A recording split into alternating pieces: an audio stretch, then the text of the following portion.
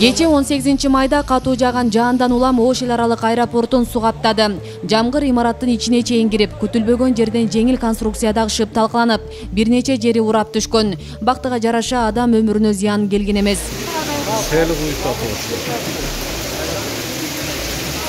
Ош эл аралык аэропорттун бир бөлүгүн эмне себептен суу каптаганын жумушчу топ иликтейт. Бул боюнча атайын ички комиссия түзүлдү.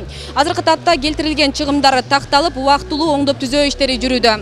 Ош эл аралык аба майданы өлкөнүн түштүк аймагындагы эң чоң аэропорт. Имараттын реконструкциялоо жумушуна 2012ден 2018 жылга чейин 150 миллионго жакын акча сарпталган. Курулушун Альманар Элитстрой Сети, Авангард Римстрой жана Акбата компаниялары жүргүзгөн. Ош аэропортунун жетекчиси аба майдан чынында начар абалда турганын айтып, муну мурдагы жетекчилердин катачылыгы деп эсептейт. Карабастан азыр прокуратура иштеп жатат. Бүт кандай иштер болгон, канча акча каражат болгон, эмне үчүн себеби мындай болуп атат. Биз эми азыр алар жашап койгон ишти биз келип сөзүн, жаман сөздүн бүт баарын биз угутабыз да. Мунуку жетекчи күнөөлүү ошондо? Мунуку кургандар күнөөлүү да. Ошону көзөмөлдөгөндөр күнөөлүү. Естественно, мен аларды эле эмес, ушул жерде канча жылдан иштеп жүргөн биздин коллегалар бар. Начальник службалар, кызматкерлер, бир кызматтын жетекчилери бар.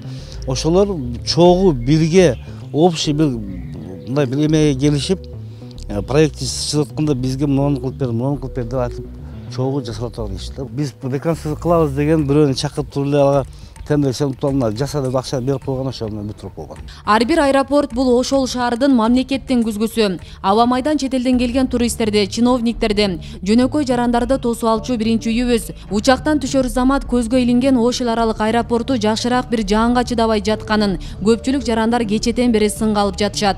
Конокторду тосуп алчу күзгүсү, эл аралык деген аты дагы статусу да бийик да. Анан ошондой өзү 4 эле жыл болду жалпысынан эми муну кийин бир канчалаган чоң суммалар кетти, миллиондогон суммалар. Эми аны мен так айтпай эле коеюн, бирок өзү эле билинип турат да.